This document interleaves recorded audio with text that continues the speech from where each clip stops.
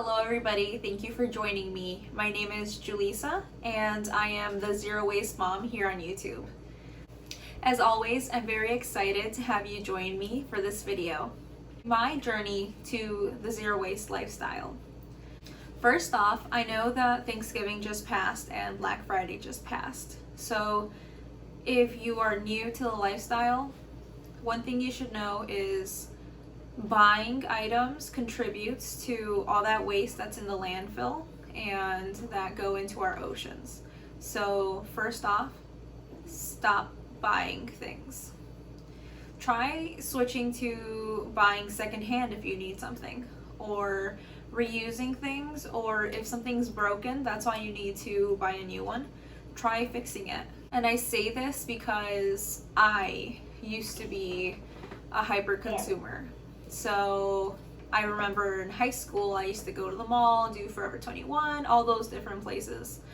I was so into jewelry and buying all this like very cheap and poorly made jewelry that looked pretty but didn't last more than a few months because it would go bad. Now, my journey began around the same time that my journey of motherhood began. I actually have my son next to me, so if you hear any little noises, it's because he's right next to me eating.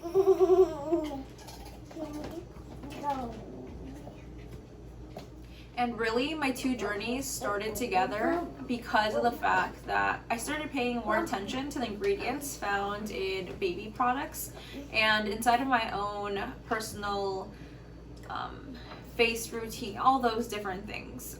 I had nothing that was fragrance free. And when I first started switching over, I realized that not many things are fragrance free. And it makes sense for companies to put fragrance into their products to make it smell good and for people to want to buy their product versus the other product that doesn't smell as well. The only downfall with that is a lot of people are actually either allergic or sensitive to a fragrance because they have all sorts of different chemicals in them. Being pregnant to actually giving birth, I did have postpartum depression, so I did not really leave my house. So that forced me to really meal plan and to be conscious about how much groceries I was buying and what actually was used and what would be turned into waste by the end of it because I wouldn't use it. All those little things really helped me with my zero waste lifestyle. Looking back, I do see myself wasting at least 40% of what I would bring home. So I do have room for improvement. Meal planning is actually difficult in the beginning, I would say, because I remember doing it and I thought, I don't even know what I want to eat and I don't know what my husband wants to eat, and depending on what age your child is depending also on what you would cook. Another thing is when I started motherhood, I actually bought my first house as well. So coming from my parents' house, I didn't have all the furniture that you need for a house.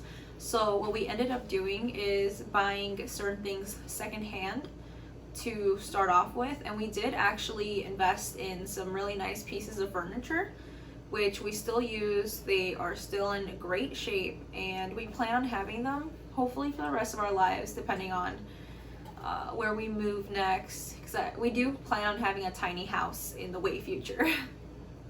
One thing that really helped me to begin my zero waste lifestyle is doing research to know really why it's important to not be so wasteful, to recycle, all these different things. They really play into each other, and especially with climate change. Climate change is happening, it's real, and we need to do the best that we can do for the planet and for ourselves and our future.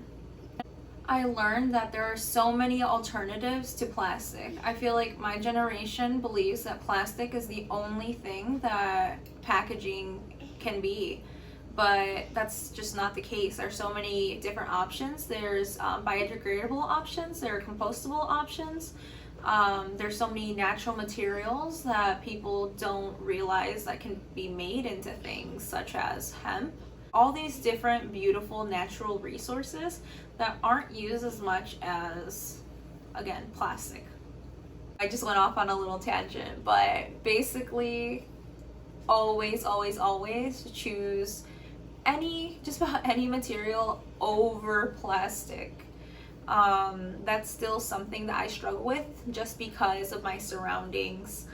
I don't always have a glass version of things such as ketchup. Like, I use a lot of ketchup, and it's unfortunate that I can't find a glass option. So that's one of the things on my list. And of course, like being a mother, like there's things such as like mixed vegetables that come frozen, and all that packaging can't be recycled. I try to do the best I can with those sort of things, and I believe I'm doing a lot better than I was in the past, because I mean, I have a deep freezer just because, you know, new mom, meal planning, doing all those things. I didn't know what I was doing, so I was watching YouTube videos, and well, I got convinced that I needed a deep freezer, so I have one. I don't regret it. I regret that I bought it brand new, even though I was looking on the marketplace for a very long time for one. So I did try my best, but ultimately we did buy a new one. Anyways, when I first bought it, I also packed it with many things from like Sam's Club or Costco, and unfortunately everything there comes in plastic, especially frozen items. So I still have a lot of those left over in my freezer. The more that I looked at what I was purchasing, the more I realized, wow, it all comes in plastic, excessive amounts, and most of these things I can actually make myself. My son's gonna be a part of this video now. So back to what I was saying, anything like breakfast sandwiches or any kind of like quiches or egg roll-ups or all those different things that you can find in the freezer aisle, you can honestly make them yourselves. Like, I started making my own breakfast sandwiches, breakfast burritos, all these different things. Now, a little side note, I have actually been breastfeeding for over a year and a half now. I think the point to what I was saying is, if you think you need to buy something in plastic, depending on what you can afford, I feel like number one, the most important thing you have to realize is sometimes it costs more money up front to be zero waste, to live a zero waste lifestyle, especially as a mother. Sorry. So another thing other than money is time, especially if you're a mother. I know in the beginning I had a lot of anxiety actually, so that was the only thing really keeping me motivated and keeping me going. But once I lost that, I felt like I couldn't really get things done. I couldn't accomplish everything that I could before. So I've cooled down on all those freezer meals, all those different things that I had in my deep freezer just waiting to go. Yeah, I cooled down on all of that. I don't make it as often anymore. But that's definitely something that helped me on my journey. Now, another thing is with researching, like I was watching a lot of YouTube videos, and the number one thing that really helped me is watching those swaps that you can do to become zero waste, and slowly I implemented those. I still own a lot of like single-use items, but for the most part I don't use them unless guests are over or it's for a party. Ever since I was younger, I always collected things. That's something that I've always done, and very fortunately, usually the things that I collect are things that I actually use now. I don't buy things, I just usually get them free, or family gives them to me. I'm very fortunate to have a very helpful and supportive family who's willing to give me their items that they don't use anymore. It works out for me collecting all these items because I do have a basement and I do have a garage to store these items. For the most part, I do use a lot of things, maybe not on a daily basis, but at least on a weekly to monthly basis. Most things that I don't use at all, I do sell on the marketplace, or I donate, or I give away.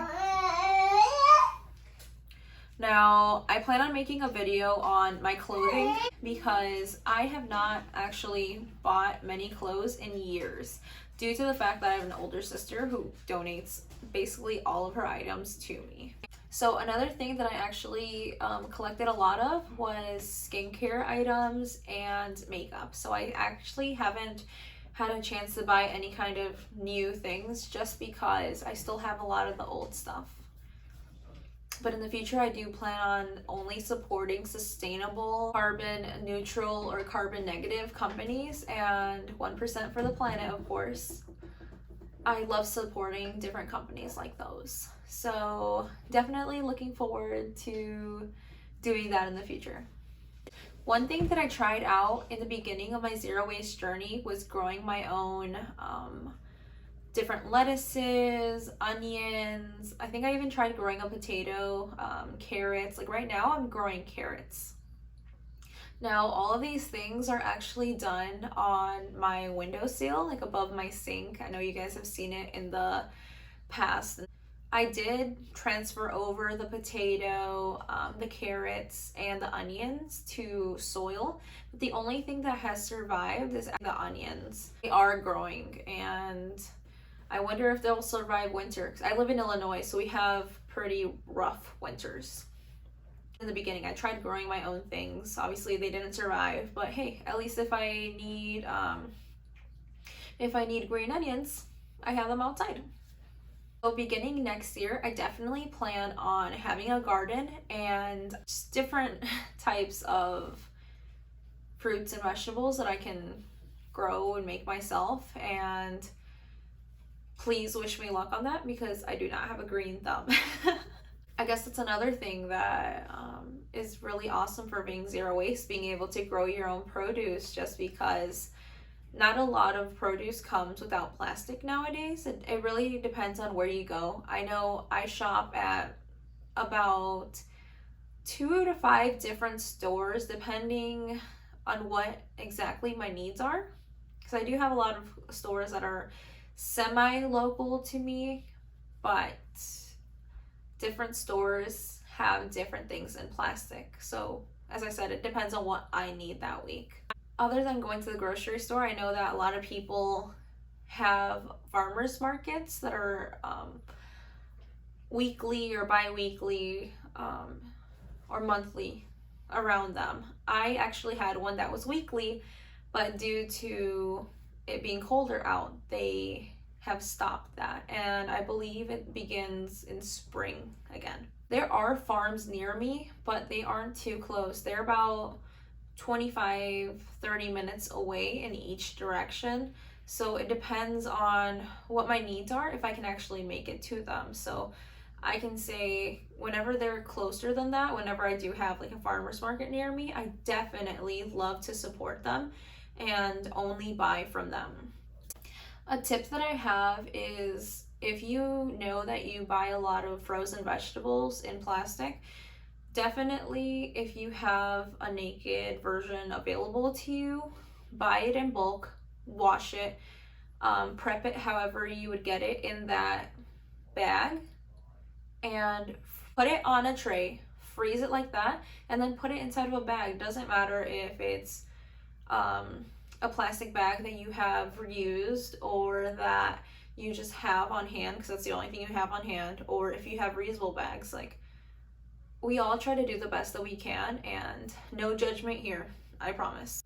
That ultimately is so much better than always buying pre-packaged. So I've mentioned it quite a bit of times, I do raise chickens. Ever since January of this year, I've been raising chickens. In the beginning, they were so tiny and little, so I actually bought, I want to say 6 of them. Well, fast forward a few months later, they were big enough to be outside, so they were out there. And then I went to the store again and I saw 6 more tiny little chicks, and I was like, yes, I want them. So we ended up having 12 chickens. And once they're big, you realize, wow, there's a lot of them. Not sure if it's the best idea to have a lot of them, so we actually got rid of 2 of them. Like, we gave them to a family member who also has chickens. Now you may be wondering, okay, Illinois, chickens. I do live in central Illinois and there are many farms around with chickens, but unfortunately I live in an area where we're not allowed to have chickens. But my neighbors don't mind. Along with composting, actually, that's another issue, not issue, that's another thing that I do that I don't think I do properly, because I actually started off digging holes in my backyard in the same area, because it was an ugly patch. It was very dry, like the dirt looked dead there.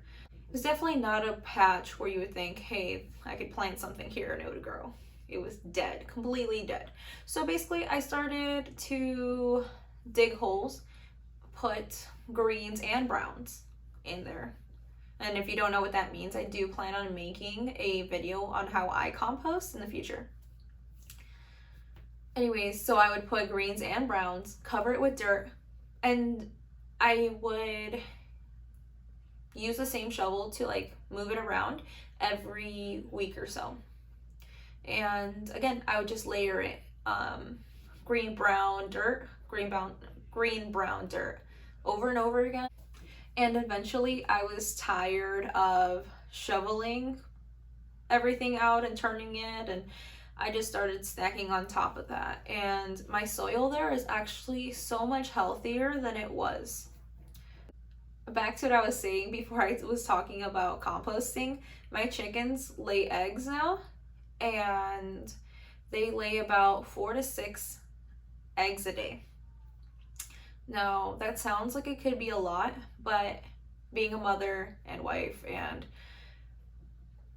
we all eat, basically. We all eat. So why not use eggs, which are a great, especially ours are organic, free range. Like our chickens are healthy. They eat papaya, they eat watermelon, they eat, I don't know, just about every single fruit and vegetable you can think of, because we do share whatever we're not going to eat or whatever is almost gone bad with them.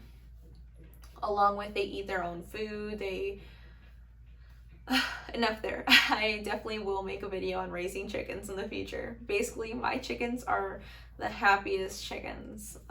They're really part of our family. We don't view them as food or all that negative stuff. We view them as pets, basically. Our eggs are actually high in protein, like very high in protein, due to the fact that they are out in the sun, all that stuff, all that good stuff. So I actually do meal prep a lot of different items using eggs. I freeze a lot of like omelets or just the egg itself plain cooked for breakfast sandwiches in the future.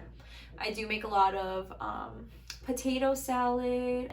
It really comes in handy when I bake. I like to take the time that I'm making one mess to make many different items. So most recipes call for 2 to 3 eggs. And if you're buying those from the store, it could be not only get a little expensive, but also wasteful. So that's one thing that I am very lucky and very thankful for, is being able to have my own eggs without the waste.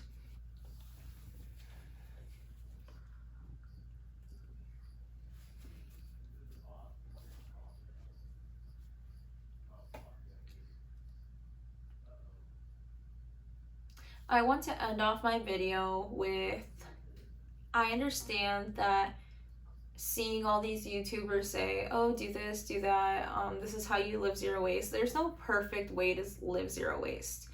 And there are mixed versions of whether living zero waste is affordable or not. My take on that is a little different than most people's takes. My take is, if you notice that you're wasting food, like if you're throwing away food at the end of the week or end of 2 weeks, depending on how often you buy your groceries, then you can afford to be zero waste. Because if you can literally throw away money, because that's what you're doing by throwing that food. If you can throw away money, then that money could have been spent on achieving or being closer to achieving a zero waste lifestyle. So for me, it was actually difficult transitioning into being zero waste because it wasn't the most affordable thing. I haven't worked in about 2 years, so I don't have the money of having an income. I did the best that I could buying the things that were the most affordable, but also the best sustainably. So I would try to buy everything I could in glass. I would buy the biggest pack of whatever single use item it was, like plastic bags, because it would save me money and it would save on packaging and last me the longest. Now, I still do have a lot of those things left over, as I said, but overall, it's what I could do when I could do it. As I said in the beginning of the video, one of the easiest things that you can do is stop buying things. So once you stop buying things, you can save money. You can put that money into living zero waste. You can make the swaps that are necessary to achieve the lifestyle you want to achieve. Now, maybe you're thinking, oh, I can't be completely 100% zero waste. Well, I think most of us think that.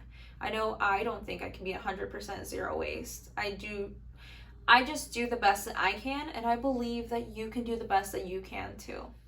I hope that my video helped you in any way. I hope that you picked up on things that I do that you can do as well. Or maybe you don't like some of the things that I do. Well, you can do them differently. You can just omit things that don't apply to you. And hopefully some of it at least helped. My zero waste journey has not ended just yet. It's still continuing and there is no end. There is no end. There's always room for improvement, and depending on if you move and where you live or where you are in life is also depending on what kind of zero waste life you can have. As always, thank you so much for watching my video. Please subscribe, give this video a thumbs up, and bye guys. Peace and love.